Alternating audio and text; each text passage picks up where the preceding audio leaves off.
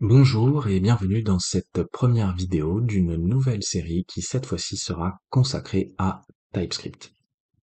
Alors qu'est-ce que TypeScript? Eh bien c'est un langage de programmation qui vient étendre les possibilités de JavaScript en lui ajoutant un système de typage.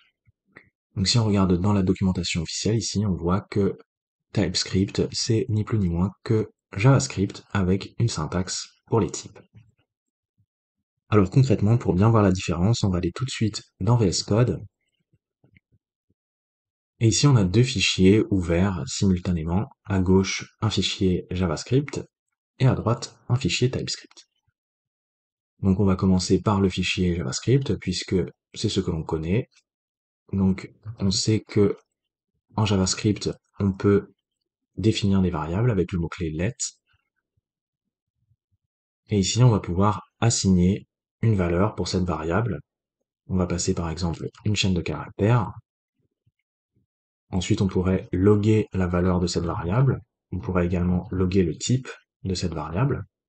Si on lance le script, on a bien la valeur qui s'affiche et ensuite le type de la variable, donc en l'occurrence ici une chaîne de caractères. Ensuite, eh bien, comme on a utilisé le mot-clé let, on va pouvoir réassigner la valeur de la variable. Donc ici, on pourrait passer à nouveau une chaîne de caractères, mais en JavaScript, on va pouvoir également renseigner une valeur qui va être différente au niveau du type. Donc on peut réassigner une variable avec un type différent au niveau de la valeur. Et ça ne pose aucun problème en JavaScript. Ici, on va pouvoir loguer la valeur et à nouveau loguer le type de la variable. Ici, on relance le script. On voit que notre variable id est bien passée d'une chaîne de caractères à un nombre, donc le type de la variable a changé et ça ne pose aucun problème en JavaScript. En TypeScript, ça ne va pas être le cas. Donc si on se place dans le fichier TypeScript, eh bien, on définit notre variable id, sauf que en TypeScript, il va falloir définir un type pour chaque variable. Donc chaque variable va avoir un type qui va être défini et qui ne va pas pouvoir être modifié par la suite. Donc ici, au moment de l'initialisation, on va définir le type de la variable id, on utilise les deux points et ensuite on renseigne le type de la variable id. Donc il s'agira d'une chaîne de caractères et ensuite on peut renseigner la valeur pour cette variable, donc la chaîne de caractères dièse 12. Ici, comme en JavaScript, on peut à nouveau loguer la valeur de la variable, on peut également loguer le type de la variable. Par contre, ici, lorsqu'on va vouloir réassigner la valeur de la variable, on va être obligé de renseigner une chaîne de caractères, puisqu'on a défini, au moment de l'initialisation de la variable, son type comme étant une chaîne de caractères. Et donc à ce stade, on ne peut plus, en TypeScript, passer une valeur avec un type différent, par exemple un nombre. Tout de suite, on a une erreur. TypeScript nous dit le type nombre n'est pas assignable pour une variable qui est une chaîne de caractères. Donc ça, c'est la différence fondamentale entre TypeScript et JavaScript. D'un côté, on a JavaScript qui est faiblement typé, donc on peut réassigner la valeur d'une variable avec un type différent, et ça ne pose aucun problème. Par contre, en TypeScript, on est sur un langage qui est fortement typé, ou strictement typé, donc chaque variable a un type qui est défini, et qui ne peut pas être modifié par la suite. Ensuite, la deuxième différence entre TypeScript et JavaScript, c'est que TypeScript va devoir être compilé. En effet, les navigateurs, que ce soit Google Chrome ou Firefox, ne peuvent pas lire directement du TypeScript. Les navigateurs, eux, ne savent lire que du JavaScript. Et donc, il va falloir compiler les fichiers TypeScript en des fichiers JavaScript normaux pour qu'ils puissent être lus par le navigateur. Donc pour ça, on peut utiliser une commande tsc pour TypeScript Compiler. Et ici, si on essaye de compiler notre fichier TypeScript, on ne va pas pouvoir puisque il y a une erreur dans le fichier. Donc si on essaye ici de compiler, on a à nouveau ce message d'erreur qui s'affiche, qui nous dit que on ne peut pas assigner un nombre à une chaîne de caractères. Donc la compilation a échoué. Mais par contre, on voit que TypeScript connaît le type des variables au moment de la compilation. Donc, c'est ce qu'on appelle un langage statique par rapport à JavaScript qui lui est un langage dynamique. Donc en JavaScript, eh bien, le type associé à chaque variable est connu au moment de l'exécution du script. Donc dès que l'on exécute le script, JavaScript va savoir quel type est associé à chaque variable. En TypeScript, le type des données est connu au moment de la compilation. Donc voilà une autre différence majeure entre les deux. Alors si on se débarrasse de l'erreur ici, et qu'on sauvegarde, lorsqu'on va à nouveau lancer la compilation, vous allez voir que dans le dossier TypeScript ici, un nouveau fichier JavaScript va apparaître qui va être le résultat de la compilation du fichier TypeScript. Donc on lance la commande et vous voyez que ce fichier JavaScript est bien apparu et c'est le résultat de la compilation du fichier TypeScript en JavaScript. Alors, à ce stade, on pourrait se demander finalement à quoi bon utiliser TypeScript. On voit que TypeScript impose de nouvelles contraintes par rapport à JavaScript. Donc JavaScript apparaît comme beaucoup plus souple. Et en plus, on a cette syntaxe qui a été alourdie. On est obligé de définir le type de chaque variable. Alors que JavaScript, étant un langage dynamique, eh bien, il sait très bien, lorsqu'on exécute le script, quel type correspond à chaque variable. Donc on n'avait pas besoin de s'embêter à définir les types.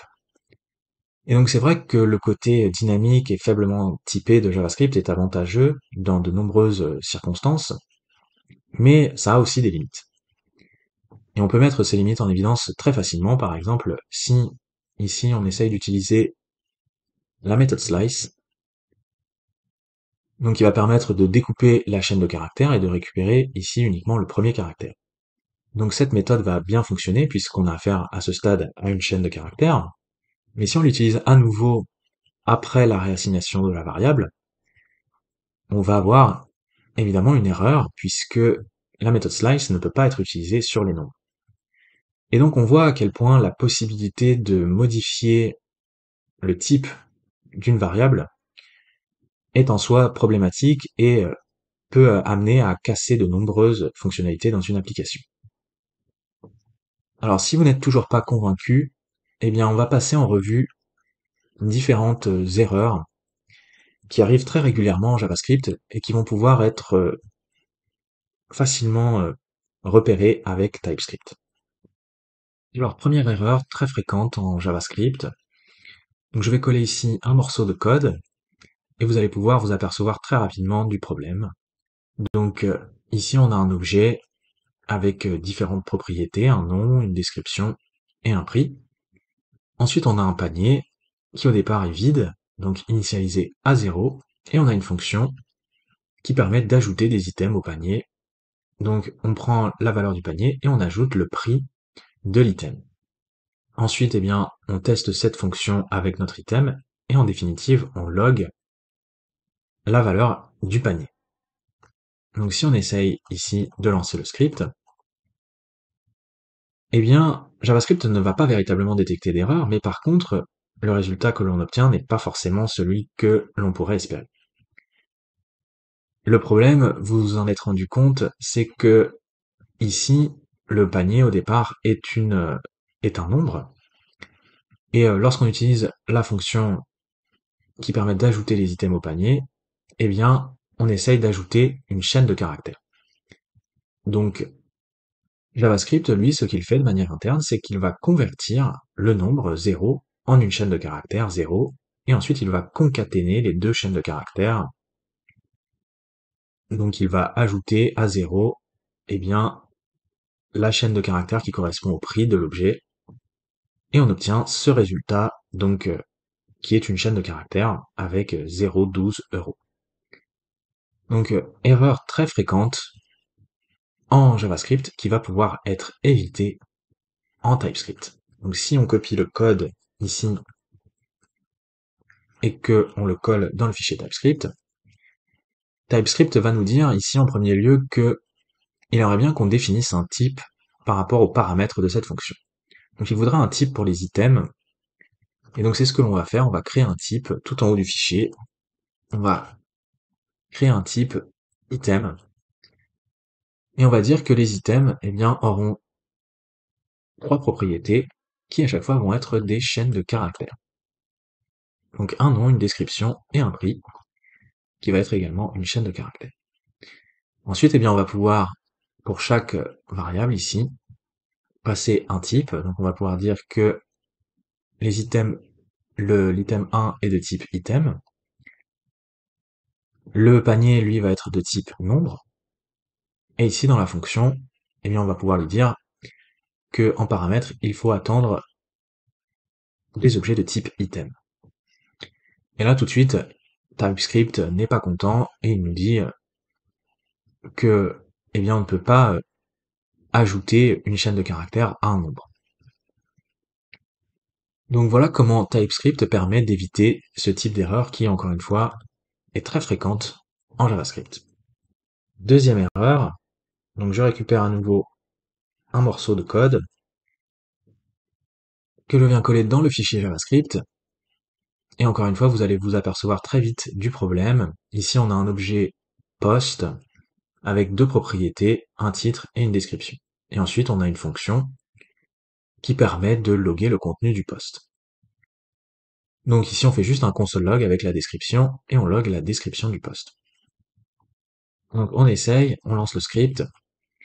Évidemment, on obtient donc dans la console description de point undefined puisque la propriété description n'existe pas dans l'objet post. Ici, on a une propriété DESC, donc raccourci, mais la propriété description en toutes lettres n'existe pas. Et donc c'est pareil, il s'agit de quelque chose qui arrive très fréquemment en JavaScript et qui va pouvoir être évité en TypeScript. Donc si on colle ici le code dans le fichier TypeScript, à nouveau, il nous dit TypeScript, eh bien qu'il aimerait que on ait un type de défini pour le paramètre de cette fonction. Et donc c'est ce que l'on va faire, on va revenir tout en haut, on va créer un type pour les posts, avec deux propriétés, le titre, qui va être une chaîne de caractères, et la description, qui va être également une chaîne de caractères. Donc on va pouvoir dire que notre objet post1 va être de type post, et ici au niveau de la fonction, on va pouvoir dire que en paramètre, on attend des objets de type post. Et là, tout de suite, TypeScript détecte l'erreur et nous dit la propriété description n'existe pas dans les types post.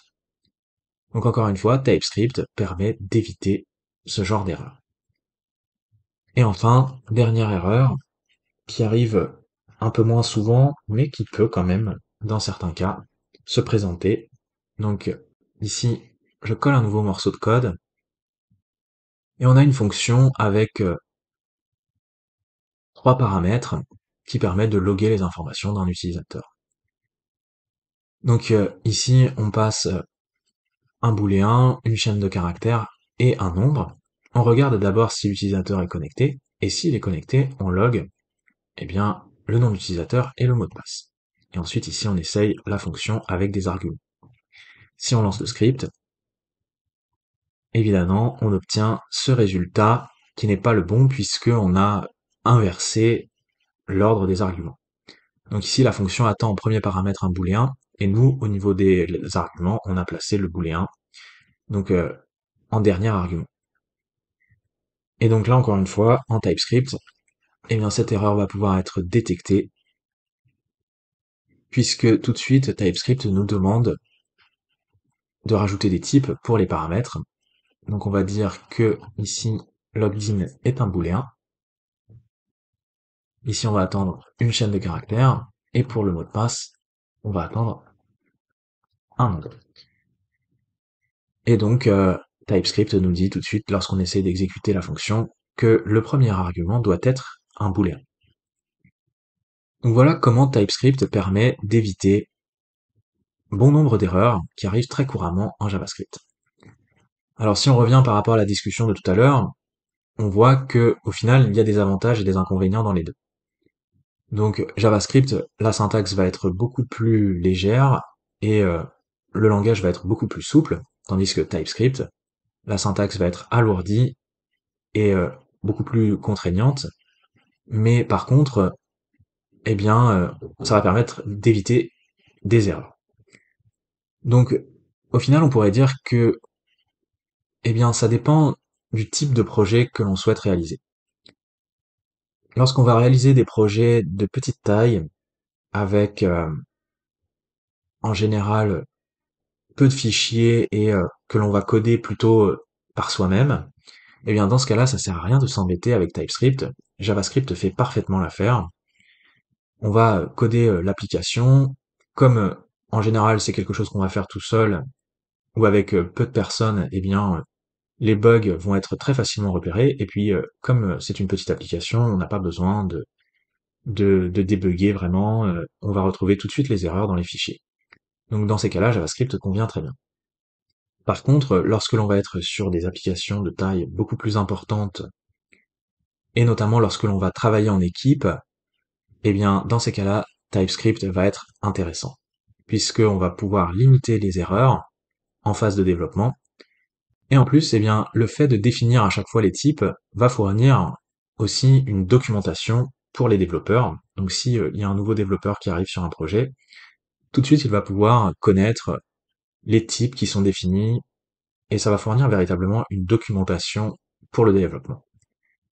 Donc JavaScript plutôt pour les petits projets que l'on va coder par soi-même, et TypeScript pour les gros projets avec beaucoup de fichiers, avec beaucoup de possibilités d'erreurs, et que l'on va coder en équipe.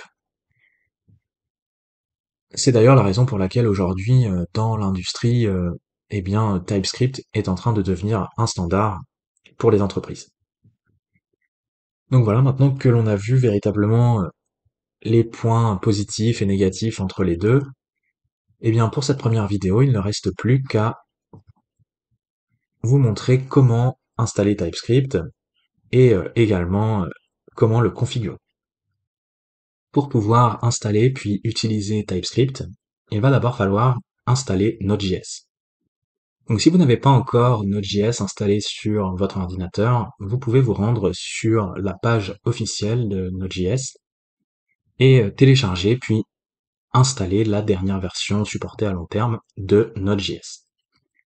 Et en installant Node.js, vous allez également installer le gestionnaire de paquets de Node.js npm qui va vous permettre d'installer TypeScript. Donc c'est ce que l'on va faire maintenant, on va retourner dans VS Code. Et ici, sur cet ordinateur, il y a bien Node.js qui est installé, on peut le vérifier avec la commande node-v. Et on a bien une version pour Node.js, donc ça veut dire que Node est installé. Et donc on va pouvoir utiliser le gestionnaire de paquets npm pour Node Package Manager qui permet d'installer des paquets, et notamment TypeScript. Ici, on va rajouter une option "-g" pour installer TypeScript globalement, afin que le compilateur soit accessible depuis n'importe où sur l'ordinateur. Donc on lance cette commande npm install TypeScript-g, et on a maintenant TypeScript qui a été installé sur l'ordinateur. Donc on peut maintenant créer des fichiers avec l'extension .ts. Ici on va renseigner du code TypeScript. Et donc maintenant on peut utiliser le compilateur. Donc on a une commande tsc pour TypeScript Compiler, et ici on peut renseigner le nom du fichier que l'on souhaite compiler. Index.ts. Et vous voyez qu'il y a bien un fichier JavaScript qui a été généré et qui est le résultat de la compilation de notre fichier TypeScript. Alors c'est ce fichier JavaScript qu'il faudrait mettre notamment dans un fichier, par exemple, HTML. Donc si on crée rapidement un fichier HTML, ici au niveau du script et de l'argument source, eh bien, il faudrait renseigner le fichier JavaScript et non pas le fichier TypeScript, puisque, on l'a dit tout à l'heure, les navigateurs, eux, ne peuvent pas comprendre TypeScript directement. Ils ont besoin d'un fichier JavaScript. Alors, l'inconvénient ici que l'on peut rencontrer, c'est que dès que l'on va modifier notre fichier TypeScript, eh bien, il va falloir recompiler le fichier pour générer un nouveau fichier JavaScript avec les modifications. Donc on est obligé de relancer la commande tsc index.ts pour générer un nouveau fichier JavaScript avec les modifications. Alors ça peut être un peu fastidieux de devoir retaper à chaque fois cette commande. Heureusement, il existe une solution. Donc on peut utiliser la commande pour compiler avec une option -watch ou juste -w, et ça va permettre d'observer les modifications sur le fichier TypeScript. Donc dès que l'on va modifier, ici par exemple en réassignant la valeur de la variable, lorsque l'on va sauvegarder, eh bien le compilateur va détecter le changement et va recompiler à notre place les fichiers TypeScript. Donc on n'a plus besoin de compiler manuellement. Et ici, si on regarde dans le fichier JavaScript, la modification a bien été prise en compte. Enfin, dernier point que je voulais aborder dans cette vidéo, c'est la possibilité de configurer TypeScript. Donc pour ça, on a une commande tsc-init qui va générer un fichier de configuration. Et ici, on va retrouver tout un tas d'options que l'on va pouvoir configurer. Alors, il existe notamment cette option target. Donc, si on regarde dans le fichier JavaScript, on voit que le fichier qui a été généré utilise une syntaxe avec le mot-clé var. Donc, c'est la syntaxe ES5. Et par défaut, TypeScript utilise cette syntaxe au niveau des fichiers qui sont générés pour une plus grande compatibilité avec les anciens navigateurs. Mais on peut tout à fait changer cette target ici et renseigner ES6. Et dans ce cas-là, eh bien, si on essaye de compiler à nouveau avec cette nouvelle option, donc on n'a plus besoin ici de renseigner le nom du fichier. Si on tape juste tsc pour TypeScript Compiler, sans le nom de fichier, ça va quand même localiser notre fichier TypeScript et générer le nouveau fichier JavaScript. Et normalement, si on regarde à l'intérieur, vous voyez que c'est bien la syntaxe ES6 qui est utilisée cette fois-ci avec le mot-clé let. Donc ça, c'est une première option intéressante. Une autre option qui est fréquemment utilisée, c'est celle-ci, no emit on error. Donc on peut supprimer le commentaire ici et sauvegarder. Et donc on active cette option qui va permettre d'éviter de générer un fichier JavaScript lorsqu'il y a des erreurs dans le fichier TypeScript. Donc par défaut, le compilateur TypeScript va systématiquement générer un fichier JavaScript même s'il y a des erreurs dans le fichier TypeScript. Donc là, j'ai supprimé l'ancien fichier JavaScript. On va rajouter ici une erreur dans le fichier TypeScript. Donc par exemple, en réassignant la variable avec un nombre, ce qui n'est pas possible puisqu'on a identifié, on a défini ici la variable id comme étant une chaîne de caractères. Et donc si on relance le script, il y a bien une erreur au niveau de la compilation et aucun fichier JavaScript n'a été généré. Et ça, c'est parce qu'on a activé cette option. Enfin, dernière chose que l'on peut faire ici, au niveau des options fréquemment utilisées, c'est modifier le répertoire d'entrée et de sortie au niveau des fichiers TypeScript et JavaScript. Donc par exemple, ce que l'on fait habituellement, c'est que l'on sépare le code de développement avec le code de production. Donc ici, ce que l'on pourrait faire, c'est créer un répertoire source dans lequel on va mettre nos fichiers sources, donc de développement. Donc on met le fichier TypeScript à l'intérieur du dossier source, et on va créer un deuxième dossier build pour le code de production. Et ici, on va pouvoir mettre notre fichier HTML. On va créer par exemple un sous-dossier pour le code JavaScript. Ici, dans le fichier HTML, on va changer la source. On va lui dire qu'il faut qu'il recherche dans le dossier JS un fichier qui s'appelle index.js.